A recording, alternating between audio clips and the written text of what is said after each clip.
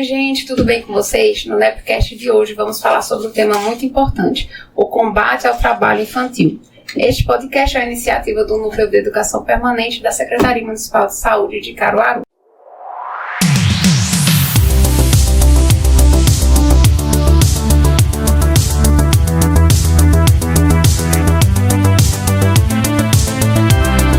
Muito prazer, eu me chamo Suelen Silva, sou assistente social de formação sanitarista, atuo como coordenadora do Núcleo de Educação Permanente, daqui da Secretaria de Saúde, e no episódio de hoje, uma honra recebendo os convidados. E para nosso episódio, vamos receber com muita alegria Andréa Mello, ela que é assistente social de formação, tem pós-graduação em saúde pública e gestão de saúde, e atua como coordenadora da AEPET, Ações Estratégicas do Programa de Erradicação do Trabalho Infantil da Secretaria de Desenvolvimento Social e Direitos Humanos de aqui de Caruaru. Seja muito bem-vinda, Andréa. Obrigada, é um prazer estar aqui e a gente termos um momento muito agradável, uma discussão bastante rica. Com certeza.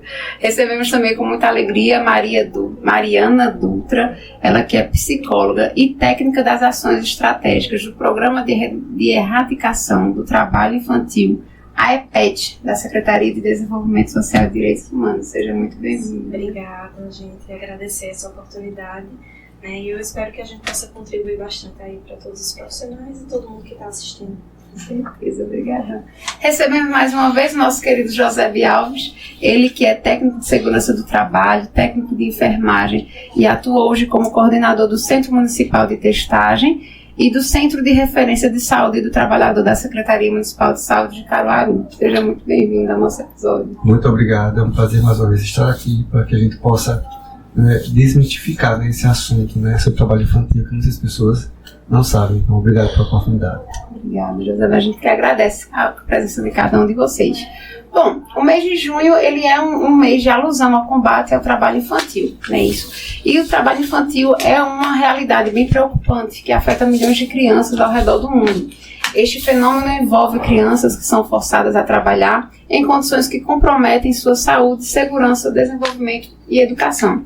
E aí, pensando nesse tema, tão importante, tão preocupante, e aí a gente queria iniciar bem do comecinho para que as pessoas que estão em casa, os profissionais que estão em casa, pudessem entender o que de fato é um trabalho infantil. Como é que a gente pode identificar o trabalho infantil? Na verdade, o trabalho infantil são todas as atividades econômicas e ou de sobrevivência, que pode ter ou não um fim lucrativo, exercidas por crianças e adolescentes abaixo de 16 anos, com exceção de adolescentes a partir dos 14 anos, que podem estar no programa de Jovem Aprendiz. Mas fora essa exceção, toda a atividade exercida por crianças de 0 até 16 anos de idade é considerado trabalho infantil. E aí lembrando também que mesmo com 16 anos o adolescente pode trabalhar, mas desde que não sejam atividades insalubres, perigosas ou noturnas. E precisa ser com acompanhamento de uma empresa, tem que ser isso, tudo bem legal. Precisa ser legalizado, tudo formalizado direitinho. E quais são, quando a gente começa a falar disso, quais são essas principais causas do trabalho infantil? Porque a gente sabe que a realidade do país é bem complexa, quando se fala de ter esses estudantes, vamos colocar assim, que deveriam ser estudantes, essas crianças trabalhando. Então, como é que a gente pode identificar, se vocês, no processo de vocês, de trabalho, de atuação, conseguem identificar essas causas do trabalho infantil? Hoje a gente identifica muito isso ligado às condições sociais daquelas famílias. A maioria das crianças que a gente encontra e aborda diariamente em situação de trabalho infantil são famílias que trabalham, crianças que trabalham por ter a necessidade de contribuir com a renda familiar. Então está bastante diretamente ligado à condição social da família. A gente identifica, sim, alguns casos de algumas, principalmente no nosso aqui na nossa cidade, nós temos as feiras, às vezes a gente, volta e meia, a gente consegue encontrar alguém que está que tem uma condição financeira melhor e às vezes aquele filho, no horário que não está na escola, ajuda lá no banco da feira, mas a grande, a gente pode dizer seguramente que mais de 90%, bem mais, Mari? De 90% das crianças encontradas em trabalho infantil são aquelas que têm uma condição familiar, financeira, quase na linha da pobreza, ou famílias realmente que têm rendas muito baixas. Também é uma questão muito forte culturalmente, na verdade. A gente sabe que no nosso país, de uma forma geral, o trabalho infantil ele é visto como uma coisa muito positiva. né? É o mito, né? O trabalho infantil, ele traz dignidade, né? É melhor estar trabalhando do que estar roubando. Então tem todas essas questões aí que acabam reforçando, né, na verdade, essas práticas. Para desmistificar, é um processo, né, das pessoas entenderem isso. É um processo lento, Bem né? lento, é verdade. A gente tem que ir em cima dessa questão da cultura e reeducar, na verdade, as pessoas para que elas desnaturalizem, né, e passem a ver de fato essa atividade com toda a problemática que ela traz, né, e não só de uma forma pontual, porque, enfim, a grande questão do trabalho infantil é porque muitas vezes as pessoas só visualizam o momento presente, né, só vê aquela atividade, o menino está ali vendendo uma bala, está ajudando os pais, mas não consegue perceber que a longo prazo os malefícios, né, que aquilo vai trazer para aquela criança, para aquele adolescente, que em sua grande maioria acaba aí evadindo da escola também, fora outras questões que a gente vai falando aqui. Falando, né? E pesquisas mostram, quanto mais cedo se começa a trabalhar, maiores são as chances, a estatística mostra que essas crianças, esses jovens, eles serão pessoas que serão colocadas em empregos que terão rendas baixas, bastante baixas, para o resto da vida. Então, é um investimento a longo prazo, investir nos estudos, né, incentivar que essas crianças estejam na escola. Verdade. E aí, como foi dito aqui, né, que é mais por uma questão de financeira, cultural, né, a gente encontra muito isso, né, inclusive a gente encontra crianças pedindo também na rua, e a gente identifica que é mais uma questão financeira, principalmente em nosso país, e quando a gente identifica isso, o que é que o município pode fazer, o que é que, enfim... quais são os meios que a gente pode estar encaminhando essa família para que essa criança não precise estar trabalhando, né, e sim estudando, que é de fato...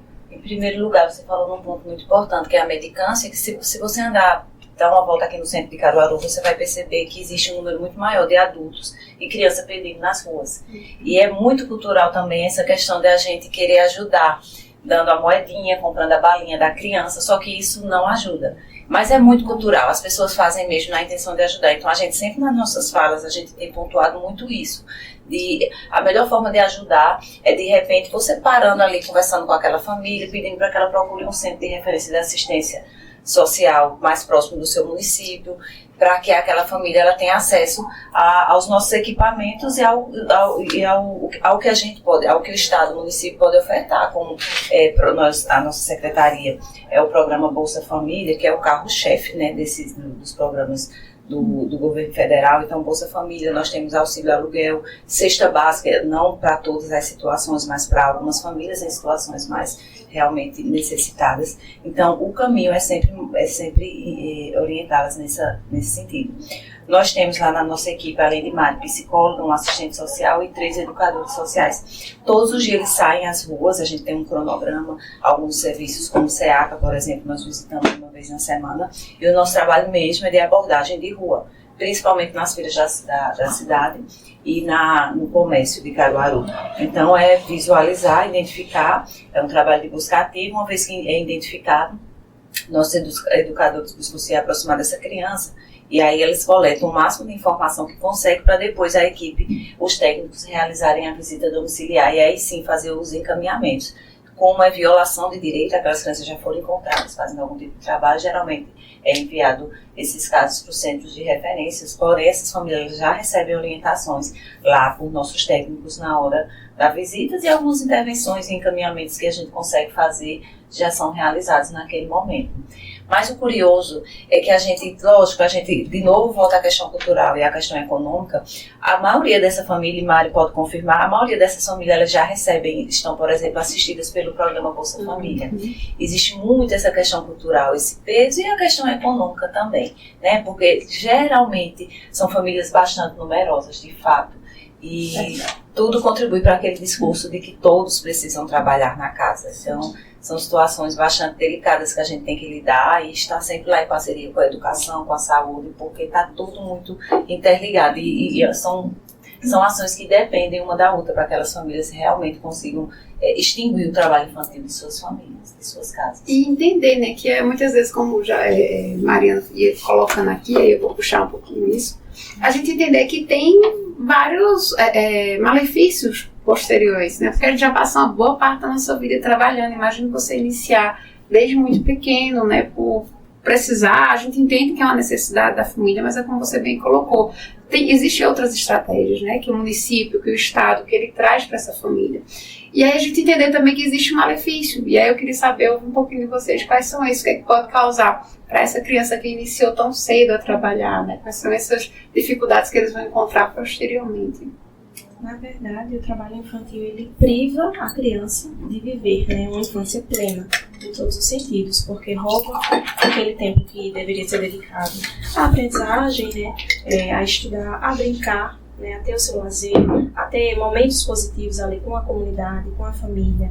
Né. O trabalho infantil, ele está muito aí associado, como o nosso colega vai falar, a questões de acidentes de trabalho, né, que acontecem com os adultos, mas que com as crianças, né, elas aí estão muito mais vulneráveis a esses acidentes, justamente porque não tem um tamanho adequado para realizar algumas atividades, porque pegam pesos excessivos, e aí, como o nosso corpo, né, o corpo da criança está em desenvolvimento, né, a gente entende, né, já se entende que o nosso corpo ele se desenvolve plenamente a partir dos 18 anos, né, se entende que é um ser completo, digamos assim.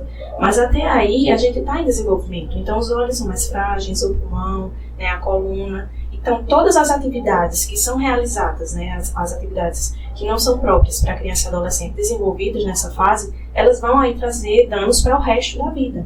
É importante entender isso, que tudo que acontece, na verdade, na nossa infância vai nos acompanhar, seja isso bom ou seja ruim.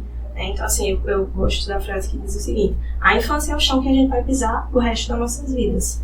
Então, a criança e o adolescente que exerce essas atividades está muito sujeito, né, a vários problemas, aí, mutilações, inclusive a morte, né, pode chegar a isso, mas também problemas emocionais, problemas psicológicos. São crianças e adolescentes que não conseguem, na verdade, muitas vezes, ter atenção, né, eles têm problema de atenção na escola, uma maior irritabilidade, uma autoestima mais baixa, né, estão aí sendo adultizados precocemente, porque acabam carregando um peso, né, de responsabilidade muito maior, que não deveria ser deles, né, porque esses adolescentes, até quando a gente aborda, eles têm muito essa fala de eu preciso sustentar a minha família, quando na verdade a gente precisa entender que isso não é o dever de uma criança e de um adolescente, e nunca deve ser, né, esse é o papel dos adultos, né, é o papel do Estado, o papel da sociedade, realmente conseguir prover a vida, né, dessas crianças e desses adolescentes, e jamais deve ser jogada essa responsabilidade para crianças e adolescentes, porque aí realmente vai tirar todas essas possibilidades, né, de que eles sejam adultos plenos e que eles consigam, aí, através do estudo, alcançar posições melhores na sua vida, porque o trabalho infantil, na verdade, ele contribui, como o André vinha falando, a questão da gente não contribuir com a militância, porque a gente, na verdade, está estimulando que aquela prática permaneça. Porque as pessoas só vão para a rua pedir, só levam os filhos para sensibilizar e pedir, porque tem alguém que está lá contribuindo, né? E aí isso só serve para manter o ciclo da pobreza, né? Porque assim, aquele clássico.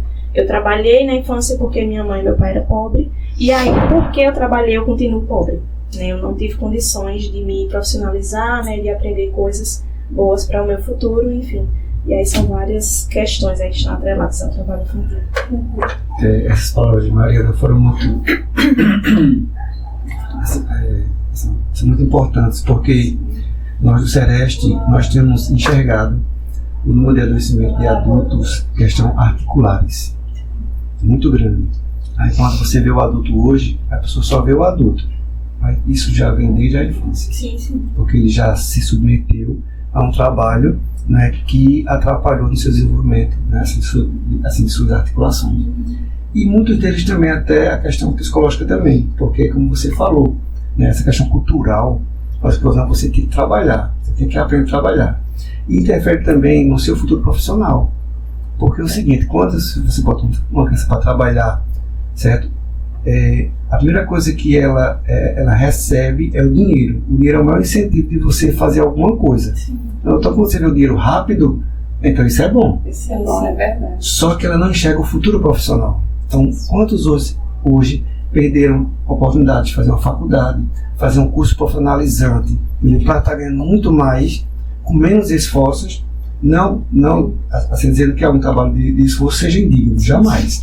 Mas todo trabalho é digno, né? Mas ela poderia procurar uma coisa melhor para ela, né, financeiramente, por apresentar. Escolher, né? A gente fala muito nessa possibilidade. Isso. As pessoas têm a capacidade de escolher a sua função. Isso, pronto, exatamente. Independente até do retorno financeiro. Isso, né? então assim, quando a gente vai para a parte do adoecimento hoje, né?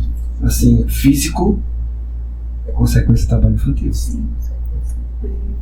E aí a gente se pega, né, assim, falando muito disso, de poder de escolha, né, do que você vai trabalhar. Criança tem tantos sonhos, né, pensa tanto, porque eu quero ser um jogador, ou eu quero ser uma médica, e isso muitas vezes a gente acaba esquecendo naquele momento que eu tô tirando um pouquinho do sonho daquela criança, né, que eu tô só pensando ali, mas eu acabo esquecendo de pensar a longo prazo, esquecendo de pensar no futuro da minha criança, né, e é como vocês bem colocaram aqui, esse processo realmente para mudar a questão cultural, mas que a gente precisa tentar sensibilizar essa população, né?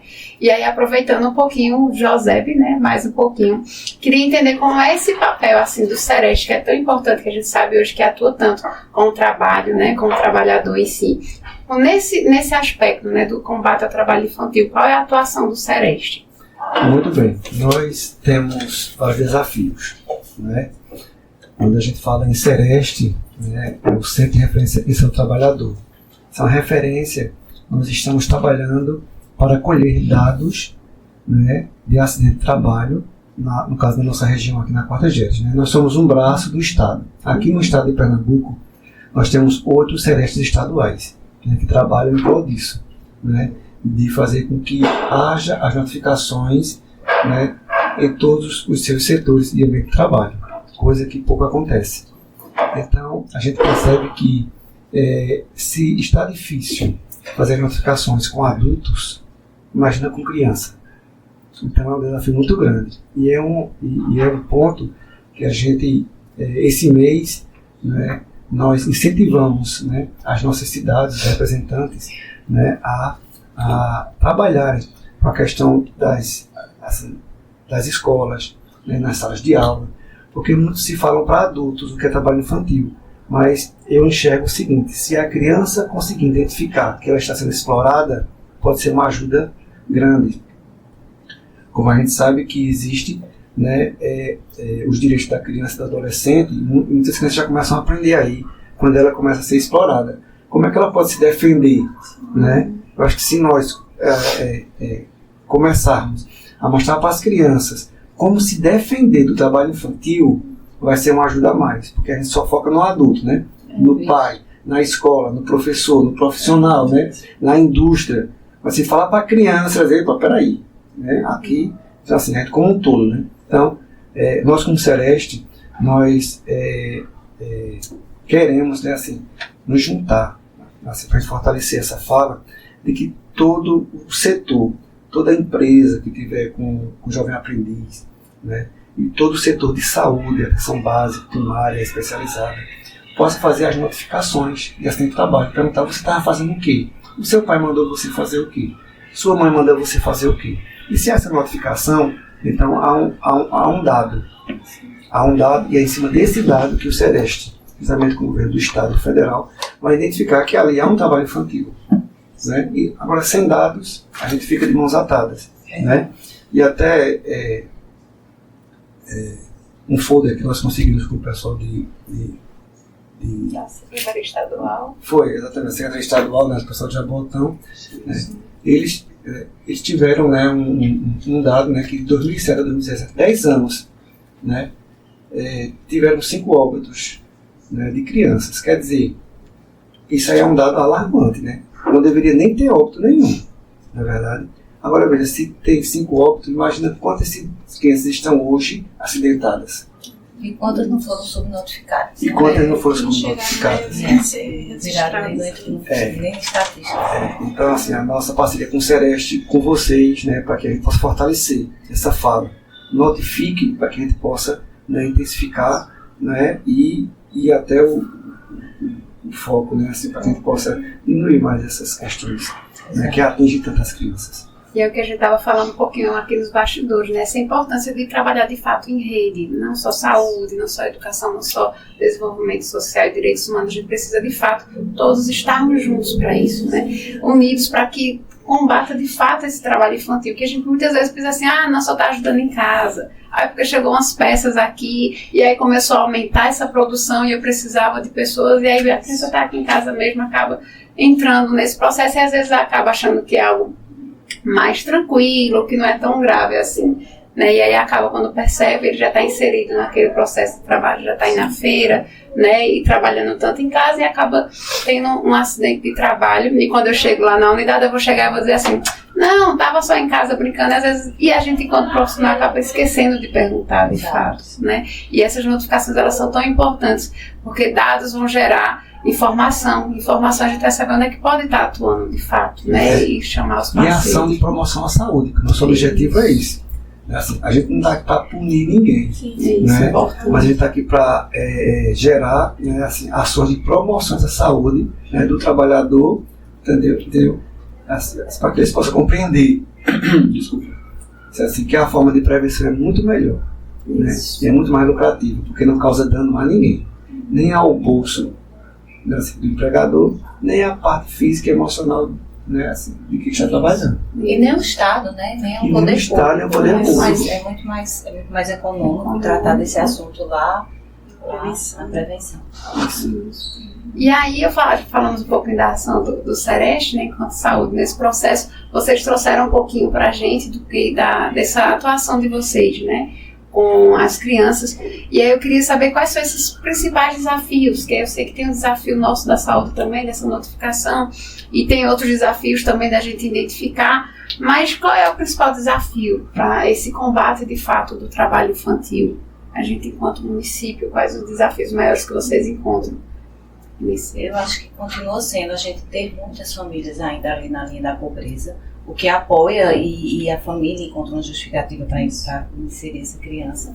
E, no caso também, essa questão cultural, né? Então, a gente precisa muito conversar mais sobre isso. Momentos como esse são mais que importantes, assim, mais que necessários entre profissionais e entre a população.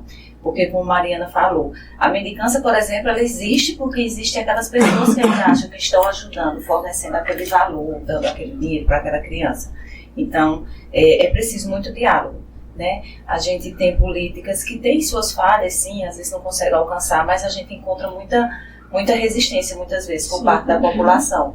Então, eu acho que são desafios, assim, que a gente, tendo momentos como esses, a gente busca, eu acho que encontra soluções, né? Eu acho, assim, importante destacar, como eu vinha falando, é a gente conseguir juntar todo mundo, né? Porque assim, sozinho a gente não consegue.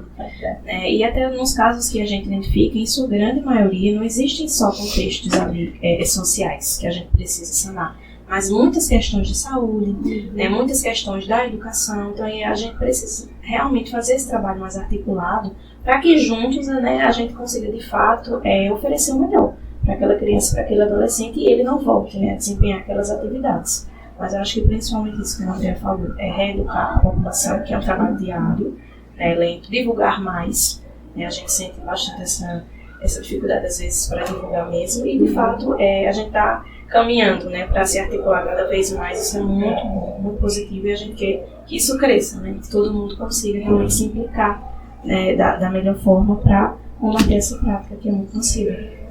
E a população entender também, né? Porque, isso, como vocês muito bem colocaram aqui, a gente não só identifica essa questão do trabalho em si, né? Mas você acabou de falar, saúde, questão da educação. Então, quando a gente trabalha em rede, podemos chamar os nossos técnicos, né, as partes competentes, e dizer, essa família precisa ser encaminhada para isso. E a população entender, né? Existe caminho para mim, de fato. Que eu estou doente aqui, que a gente sabe que isso acontece, né? Tem a mãe, o pai, que é o provedor da família, que acaba adoecendo, e é por isso que às vezes acaba colocando essa criança, né, para trabalhar. Mas aí existem outras estratégias alternativas que o município ele consegue estar auxiliando, né? Que a gente consegue também, enquanto profissional da saúde, estar chegando junto, né? Tem o pessoal da atenção básica que está sempre próximo, né? Fazendo acompanhamento com as famílias, fazendo as visitas, e aí o Sereste chega junto nisso, que é essa importância dessa notificação também, né? Hoje em dia a gente percebe o seguinte, né, que a assistência hoje, assim, ela está muito humanizada. A gente vê assim, esse trabalho que a prefeitura faz, né, o SDSDH, assim, impressionante. Né? Assim, tem coisa que faz que não é revelado, porque realmente assim, né, assim, não pode, por causa de algumas crianças, né, serem afastadas dos pais, né, mas essa assistência que a gente vê assim, de Bolsa Família, a alimentação na escola que é importante, a alimentação de boa qualidade, a gente vê que isso aí é importante. Certo? A criança sai de casa muitas vezes sem se alimentar, mas chega na escola, tem toda a assistência alimentar. Né? Aqui em casa, às vezes, os pais não têm condições de comprar aqueles alimentos, né? Uma alimentação balanceada. Isso faz parte do crescimento mental da criança. Né? Seja ela no CRAS, né, que são bem atendidos no CRAS também, né, para ver as necessidades. Então, assim, uma fala que vocês disseram aí que eu acho importante. Quem precisar de ajuda é só procurar, que vai encontrar. Né? Não há hoje desculpa para se colocar uma criança na rua ou forçar ela a trabalhar em casa, em algum local, dizer assim, eu não tenho condições, ninguém me ajuda. Eu acho que essa frase hoje em dia, eu acho que ela não existe. Não cabe, né? Isso. Porque esse trabalho, eu vou dizer assim é de você assim, elogiar, certo? Porque eu já vi muitos profissionais, aí vocês também trabalhando, né, em prol, né, da assistência para assim, ajudar os pais, a sua criança, seu filho desenvolver e ser um bom profissional. Então veja só que coisa interessante, né? Eu queria fazer esse elogio, certo? Assim, a vocês, porque é um trabalho muito essencial. Essencial, importante, especial, né? A gente, quando para pensar em todo o contexto de tanta coisa que vocês conseguem realmente muito. Eu acho que a gente, enquanto servidor público, é muito gratificante, porque a gente no começo também estava falando, né, que não existe, a gente passou um período, está sem essa verba para esse programa, né, de erradicação do trabalho infantil, e saber que o município era assim, não, a gente vai continuar porque entende que é importante, né? Então, assim, muitas vezes a população não sabe disso, mas o município ele preferiu aderir e disse, não, a gente vai continuar porque entende a necessidade. Então, tem esse cuidado de fato com a população, que a gente precisa que a população ela entenda e ela se sensibilize com isso, né? Se sensibilize para a gente poder transformar melhor e cuidar melhor dessa família. É importante também informar que dentre os poucos municípios mantém essa coordenação específica de ações estratégicas do programa. Até eu tenho dificuldade de falar esse nome grande, ações estratégicas do programa de erradicação do trabalho infantil. Poucos municípios no estado de Pernambuco mantêm. Porém, todas, como nós discutimos antes, todas essas ações podem ser registradas por outros órgãos, né?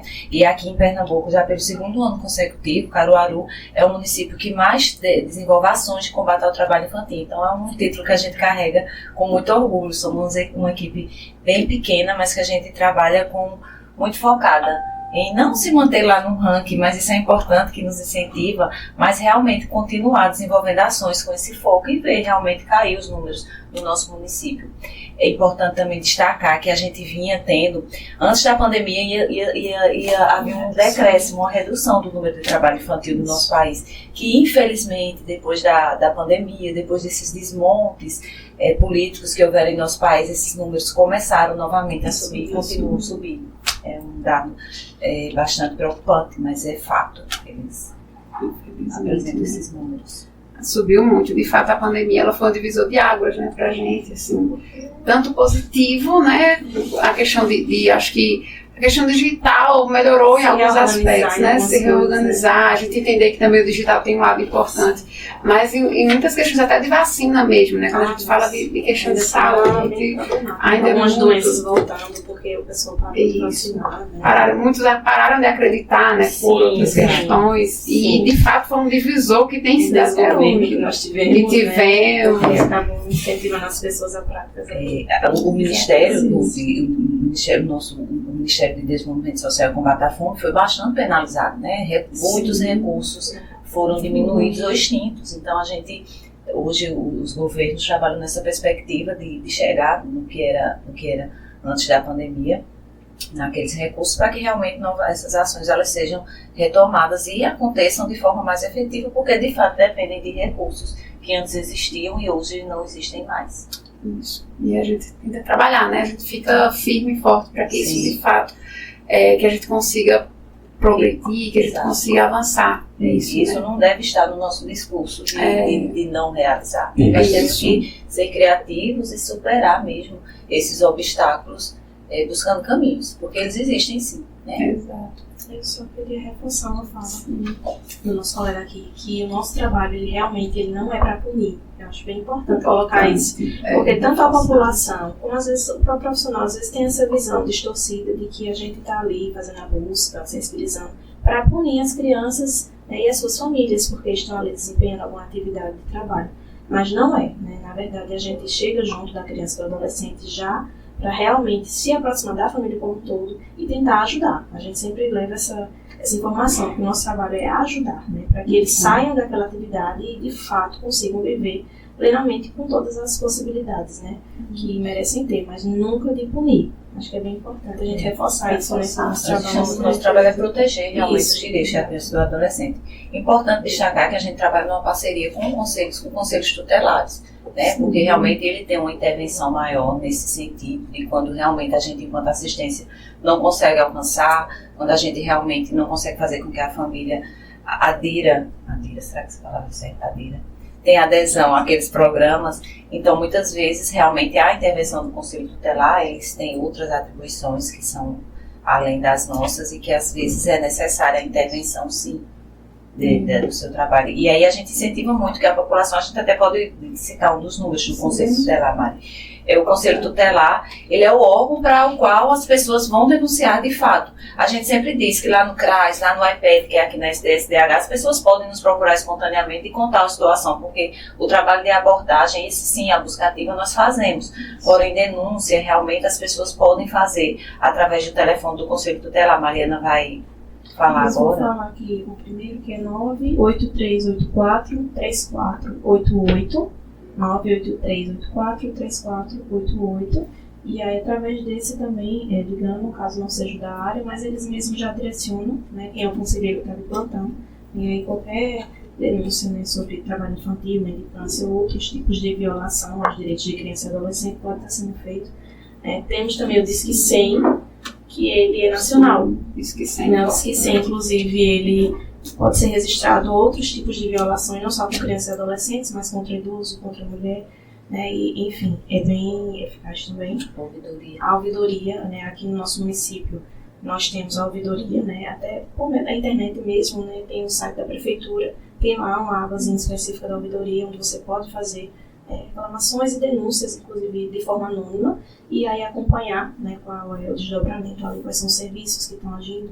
Então é bem importante não silenciar, né, perante situações, né, a gente convida, sempre estimula que a população seja parceira nesse sentido, né, de denunciar mesmo, para que a gente consiga ajudar o maior número de pessoas possível, né. Então é isso, mais ou menos, nosso trabalho. E aí, né, pensando para a gente fechar, e o que a gente pode fazer para sensibilizar essa população? O que a gente, enquanto profissional de saúde também, enquanto população, o que a gente pode fazer para sensibilizar essa família, para sair desse momento, desse processo, né, de trabalho infantil? O que a gente pode estar fazendo de fato para trabalhar? Eu, enquanto população, o que eu posso fazer para ajudar aquela outra família que eu descobri, que está colocando a criança para trabalhar? O que eu, enquanto profissional de saúde, posso fazer quando eu identificar na minha unidade? Quais são os caminhos que a gente pode estar traçando para ajudar, né, para estar junto com vocês apoiando? Enquanto população, como nós falamos, é importantíssimo as pessoas entenderem, por exemplo, no caso da mendicância, que dá o valor, que dá o dinheiro, não é forma de ajudar. Orientar essas famílias que elas procurem os centros de referência de assistência mais próximos, para que lá elas tenham acesso aos profissionais, aos técnicos, e a gente possa fazer os encaminhamentos, as orientações devidas.